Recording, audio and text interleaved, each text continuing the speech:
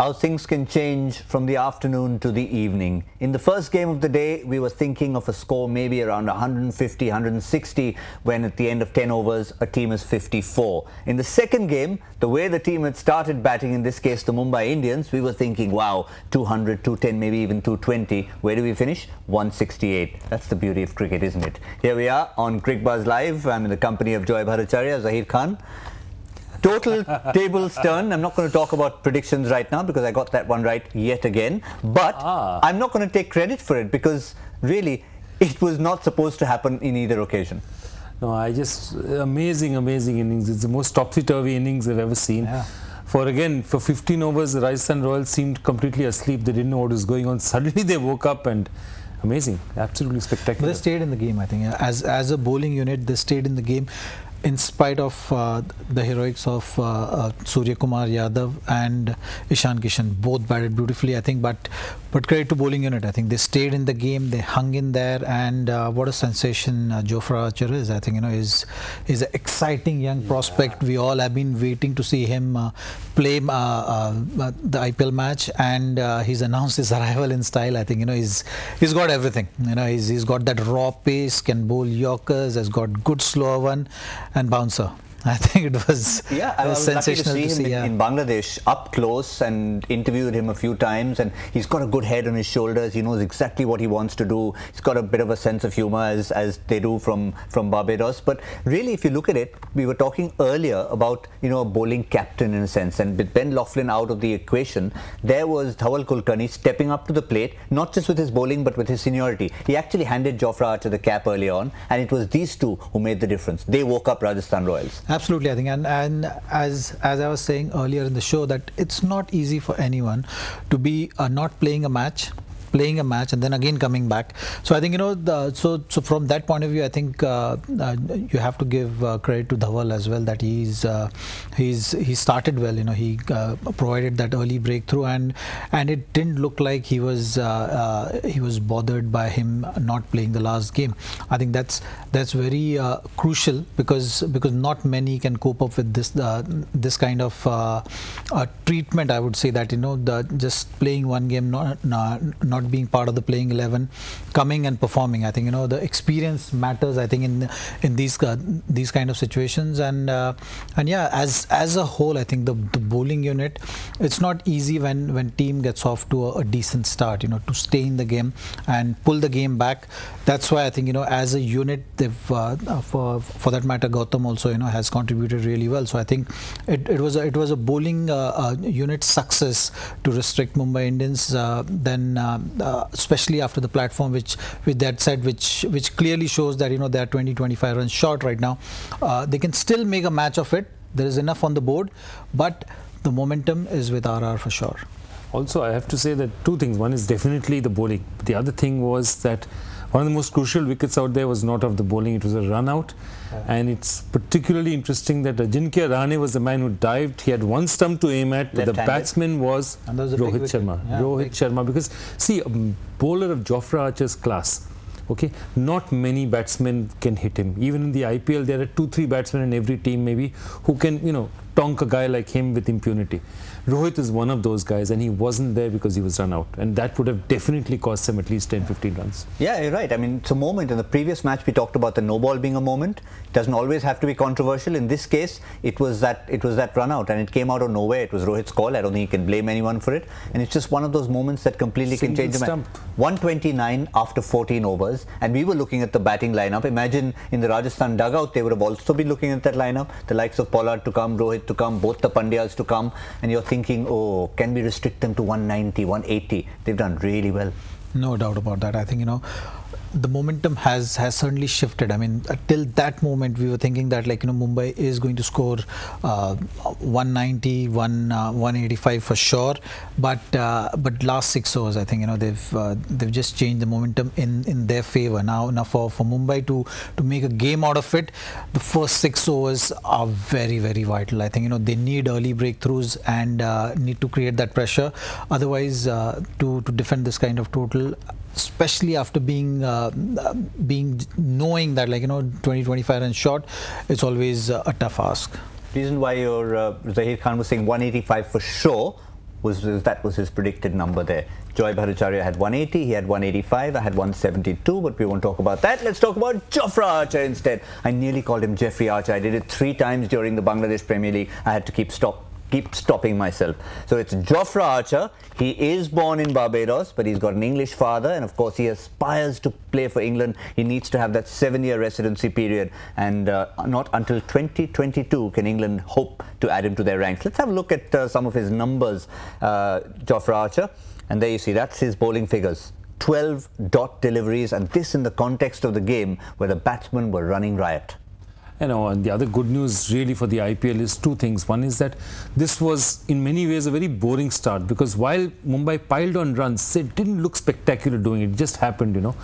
And suddenly those last 6 overs woke you up. It was an electrifying play, and then watching possibly the best fast bowler in this IPL, and you know, we are missing Rabada and the likes of Rabada and Cummins, and to see somebody come there and bowl 145, 150, take wickets, it was fantastic. Stark too, another name that's going to be again missing. But let's also look at, I mean, I know the last few overs have been all about Jofra Archer. Let's not forget the start that Mumbai got, and the very fact that they have got to what they've got. Suryakumar Yadav, former captain of the team himself, of course, of the Mumbai Ranji team, he's really shown the different kind of role he was given up the order, where in KKR, not through any fault of theirs, he was coming in at number 6 and 7, he'd have 5 balls, 6 balls, 10 balls to prove himself. Well, he's making use of the opportunity beautifully, I think. You know, the first opportunity which he got to bat at the top of the order, he scored 50. The next innings, he got a peach of a delivery, which is fine, happens. But this one again, like, you know, he's this season in the domestic as well, he's been batting beautifully, and especially those shots which he's playing to spinners, which is over extra covers, not an easy shot to play, I think, and because of that, he's able to put that pressure even after the power play to score runs at a decent pace, especially against the spinners as well later on. And on the other end, of course, if you look at Ishan Kishan, we talk about cupboards not being bare. Lots of fast bowlers, spinners, of course, but the wicket-keeping cupboard is looking rich. Oh, it's looking really rich. The best was Delhi's wicket-keeping cupboard last year. They didn't know who to, you know, they do any.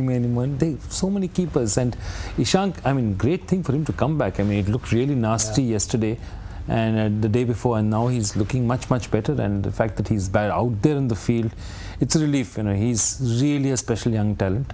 A bit like Sri Lanka. The Sri Lankan national team recently, I think, stepped on with 5 wicket keepers to play an ODI. Yeah. So getting to that stage as well. But let's try and assess where we are right now. Obviously 168 isn't what they would have had at least at the 12th or 13th over. But if you look at what's happened at the Savai Mansingh Stadium, with 168 being the target, it's been around that score. 200 has never been achieved there. So Mumbai will actually go back saying that, okay, fine, let's not look at where we could have been. Let's look at these runs and how we can defend that. Yeah, that has to be their attitude, because yeah, the momentum is with Rajasthan, but they have to say on this pitch, long boundaries, we have 2 excellent spinners, we have really good fast bowlers. Why not? I mean, today it could be their day as well. And remember, I mean, at one point Mumbai, the game was theirs completely, so they could say 2-3 overs and momentum will shift again. I mean, the whole IPL tournament is all about, you know, shifting in momentum. So if they get momentum, get a couple of wickets, who knows what will happen. Let me ask the left arm quick sitting in the studio, will the left arm quick with the dodgy moustache be the one key for them? Absolutely, I think. And Bumrah.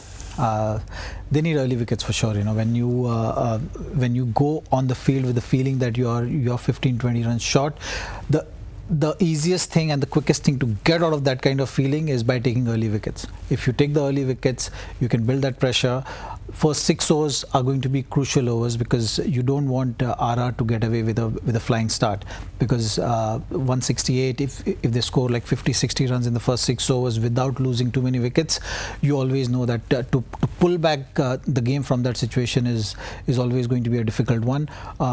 From RR's point of view, they will be looking to keep wickets in hand. I think that's the key. If they have wickets in hand, then they can create that kind of momentum which we have seen so far in the tournament. If you have wickets in hand, you can start taking the chances around 13th, 14th over. So they will look to get to about 100 runs around 13 over mark. That should be their strategy. But from Mumbai's point of view, I think early wickets is the key. And Sanju Samson will be one of those players that didn't do too well in his last outing. But Sanju Samson versus mustachioed Mitch, 11 deliveries, 4 times he's got him out. That is scary. There you go. God, I mean, I was complaining about the moustache, but that haircut should be banned as well. that haircut. Make up your mind. Which one of the hair? I mean, there's a caterpillar here, and there seems to be what seems to be some sort of insect on his head. Get Mitchell McClenaghan in contact. Yeah, Joy, for some grooming tips. I am sorry. Yes, exactly. Zach, you're sitting beside me. Look at you now. That is what you. That's the way you carry a beard and mustache. This is ridiculous. That's absolutely ridiculous. Well, there you go. Now we are talking about grooming tips here. It's going to be, can Zach do better than Mitchell McClenaghan as far as the wardrobe is concerned? The tips that Zach needs to give him right now are the ones on the pitch, actually. First. Hit the deck hard, use the variations well, use those slower ones well. I think Mitchell McClenaghan will stick to his strengths. That's what has been working for him, and his success rate in the shorter format has been really good because he keeps things very simple. In the middle overs, he'll run in as hard as possible. He'll look to hit the deck as hard as possible. Mix it up with slower one, but not too much of them. I think that should be his strategy. That has always been his strategy, and especially on this ground because of the long boundaries, those short balls will be more effective. And bowling in tandem with the fizz. There'll be a good combination. There'll be an interesting combination.